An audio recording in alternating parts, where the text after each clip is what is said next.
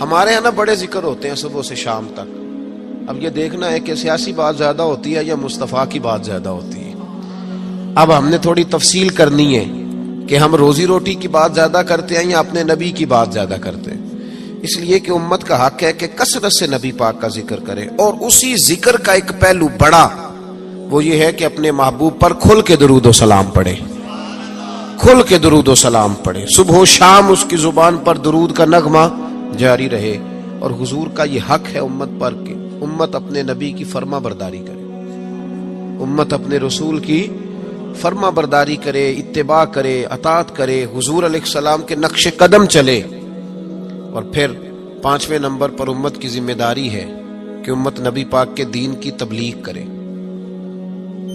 دین کی مسواک کرنا سنت ہے نا جی، پتھر کھانا بھی سنت ہے، پتھر کھانا بھی یہ بھی سنت ہے. نبی پاک صلی اللہ تعالی علیہ وآلہ وسلم کی محفل میلاد میں ذکر مصطفیٰ کرنا بھی سنت ہے. اچھا پھر مزے کی بات دیکھیں، اشتہار لگانا جو ہے نا، اشتہار یہ تو بدعت حسنہ ہے.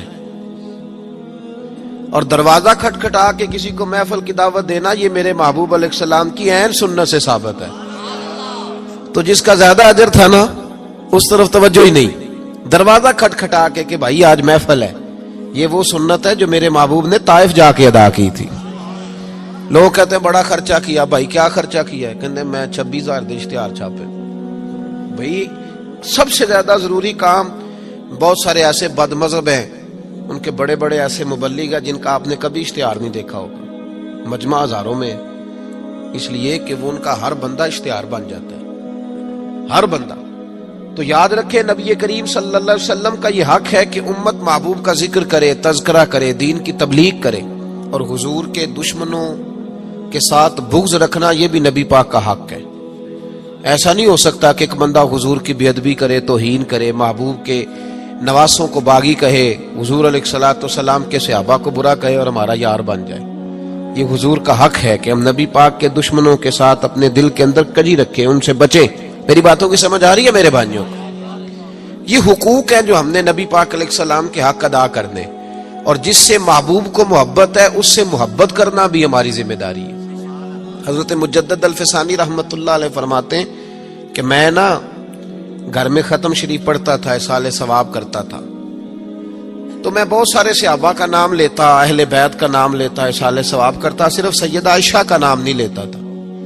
تو کہتے ہیں مجھے نبی پاک صلی اللہ علیہ وسلم خواب میں ملے اور سرکار نے فرمایا شیخ احمد تجھے پتہ ہے نا میں اکثر کھانا عائشہ کے دسترخوان پہ کھاتا ہوں، تو اس کا ذکر ہی نہیں کرتا. تو ہر اس شخص سے جس سے محبوب نے محبت کی، ہر اس شخص سے محبت کرنا یہ نبی پاک کے حقوق میں شامل ہے. سب سے پہلی بات یہ کہ امت محبوب پہ ایمان لائے. کس طرح ایمان لائے؟ کہ جو حضور کہہ دے امت سمجھ جائے کہ اسی میں میری بہتری ہے، امت مان جائے آنکھیں بند کر کے. غیر مشروط اطاعت ہے ہی صرف نبی پاک کی، اس میں کوئی شرط نہ لگائے، مانے اور دل سے مانے. یہ نہ کہے کہ یہ کیسے ہو سکتا ہے مولوی صاحب آپ کہہ تو صحیح رہے پر دنیا بڑی دور چلی گئی ہے، وہ دنیا داری بھی کرنی پڑتی ہے. اس میں گنجائش تلاش نہ کرے.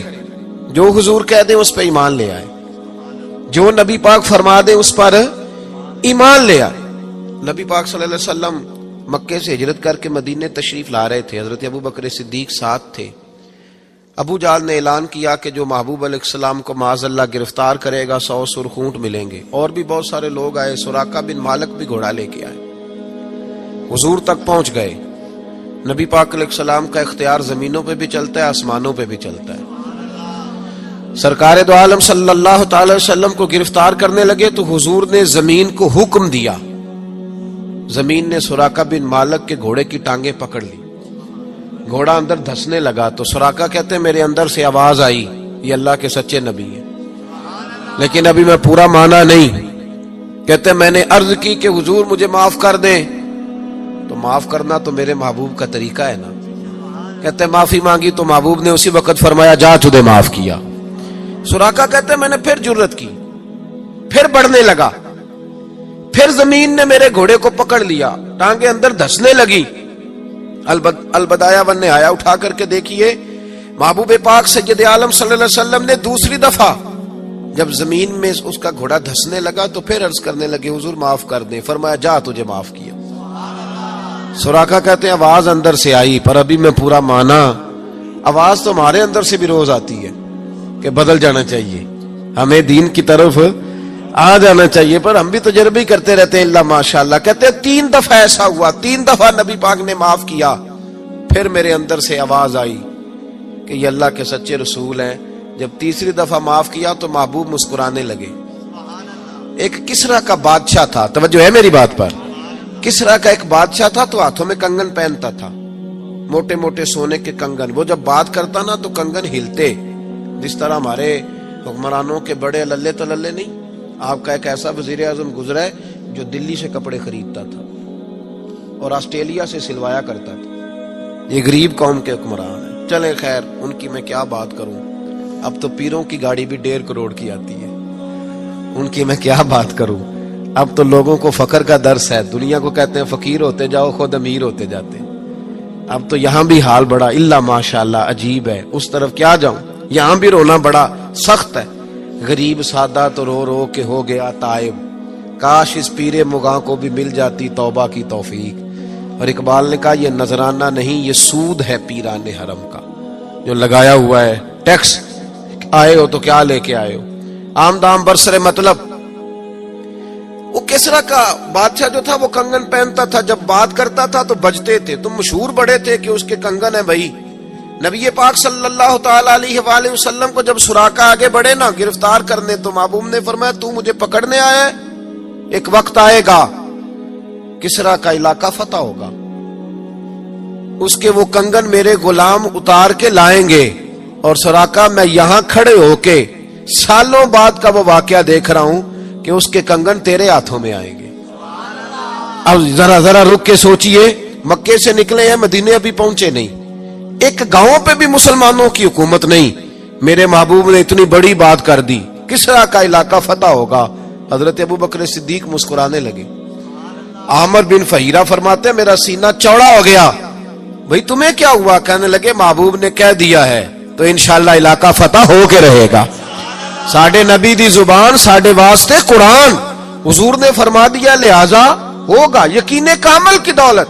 سراقہ مسلمان ہو گئے, زمانہ گزر گیا, محبوب علیہ السلام نے وصال ظاہری فرمایا, حضرت ابو بکر صدیق کا دور آیا, پھر حضرت عمر کا زمانہ آیا. ایک موقع پہ جنگ ہو رہی تھی, صاحب طبقات نے لکھا ہے جنگ ہو رہی ہے تو کافر قلعہ بند ہو گئے. بڑے بڑے قلعے ہوتے تھے, آپ نے دیکھے ہوں گے پرانے قلعے, چھوٹی اینٹ کے بنے ہوتے تھے, لکڑی کا دروازہ ہوتا تھا بہت بڑا. اور دفاعی جنگ جب لوگ کرتے تھے نا دفاعی محاذ پہ, تو 2-3 مہینے کا راشن لے کے لوگ اندر بند ہو جاتے تھے. میری باتوں کی سمجھ آ رہی ہے میرے بھائیوں کو؟ اندر بند ہو جاتے تھے. کافر قلعہ بند ہو گئے. حضرت سعد بن ابی وقاص رضی اللہ تعالیٰ عنہ کی قیادت میں جہاد ہو رہا تھا. اب کافر نہ باہر آتے ہیں, باہر آئیں لڑائی ہو تو پتہ چلے نہ ہارا کون جیتا کون. اب وہ اندر بند ہیں, باہر ہی نہیں نکلتے, اور مسلمان اندر جا نہیں سکتے, قلعے کی دیواریں بڑی اونچی ہیں. ایک منجنیق ہوتی تھی گلیل کی طرز پہ بنی, اس میں رکھ کے نا بڑے بڑے پتھر تو اندر پھینکے جاتے تھے. پتہ ہے آپ کو منجنیق کیسے ہوتی تھی؟ وہ 2 بڑے بانس رکھ کے نا اوپر, تو اس کو گلیل کی طرز کی بنایا جاتا تھا, رسی ڈال کے نیچے اس کے پتھر رکھ کے 2 آدمی پہلے یوں دوڑے جاتے تھے, پھر چھوڑا جاتا تھا تو پتھر جا کے لگتا تھا. تو صحابہ نے مشورہ کیا کہ اندر پتھر پھینکتے. پھر ایک صحابی کہنے لگے یار اندر پتھر پھینکیں گے وہ پتہ نہیں کہاں ہیں, انہیں لگے کہ نہ لگے. حضرت سراقہ بن مالک بھی تھے, کہنے لگے پتھر نہ پھینکو, منجنیق میں رکھ کے مجھے اندر پھینکو, میں اندر سے جا کے دروازہ کھولتا ہوں. اور ان کو پکڑ لیتے ہیں. انہوں نے کہا جناب کوئی سمجھداری والی بات کریں. آپ کدھر نکل گئے؟ پہلی بات تو یہ ہے کہ جب ہم آپ کو اندر پھینکیں گے تو آپ اس قدر تیزی سے گریں گے کہ آپ کی ہڈی پسلی کوئی نہیں بچے گی, اور اگر آپ زندہ بچ بھی گئے تو یہودی آپ کو چھوڑیں گے نہیں. جناب سراقہ کہنے لگے تم اس طرح کرو, میری پرواہ نہ کرو, مجھے پھینکو, مجھے کچھ بھی نہیں ہوگا, میں زندہ دروازہ کھول لوں گا. اور تمہیں دکھا بابا جی رات سے پردہ تو ہٹائیں, فرمایا وہ بعد میں بتاؤں گا, پہلے پھینکو تو صحیح. زبردستی کا پھینکو, ڈالا اندر منجنیق کے اندر, پھینکا, تھوڑی دیر گزری تو حضرت سراقہ دروازہ کھول کے باہر آ گئے. فرمانے لگے لو بھائی مجھے تو کچھ بھی نہیں ہوا, کپڑے جھاڑ رہا ہوں, کوئی شے نہیں. باہر آئے, جنگ ہوئی, فتح ہوئی. اب صحابہ ان کے گرد بیٹھ گئے, کہنے لگے سراقہ وہ کرامت کیا ہے؟ وہ کون سا نسخہ ہے جس سے آپ زندہ آ گئے؟ تو جناب سراقہ رونے لگے، فرمانے لگے نسخہ کوئی بھی نہیں، میرا ایمان بڑا مضبوط ہے، میرا اپنے نبی پہ ایمان بڑا مضبوط ہے۔ میرے رسول پاک نے فرمایا تھا تیرے ہاتھوں میں کسرا کے کنگن آئیں گے، فرمایا ابھی کنگن نہیں آئے، اور جب تک میرے ہاتھوں میں کنگن نہیں آتے جناب اسرائیل بھی کوئی نہیں آئیں گے، وہ تبھی آئیں گے جب میرے ہاتھوں میں اقبال نے مسلمان کا ایک مسئلہ بیان کیا۔ اقبال کہتے ہیں مسلمان تیرا اصل مسئلہ یہ ہے کہ غلامی سے بدتر ہے تیری بے یقینی۔